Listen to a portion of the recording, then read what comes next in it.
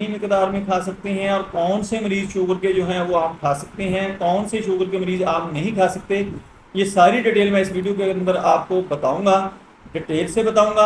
आपने सबसे पहले ये करना है कि मेरी वीडियो को आगे आपने लोगों के अंदर शेयर कर देना है, ताकि जिन लोगों तक मेरी वीडियो नहीं पहुंच रही उन तक पहुंचना शुरू हो जाए।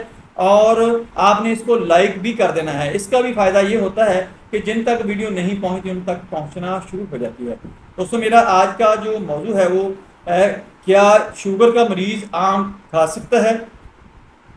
दोस्तों, आम किसको पसंद नहीं है? हर बंदा आम को पसंद करता है। कोई ही ऐसा बंदा होगा जो आम खाना पसंद नहीं करता। आम फ्रूट में बादशाह कहलाता है और हर बंदे की पसंद है और इसकी बहुत सारी वैरायटी है। और हमारे पाकिस्तान के अंदर तो आम की बहुत सारी वैरायटी भी है और बहुत टेस्ट भी है, बहुत क्वालिटी का होता है। और ये अगेता दरमियान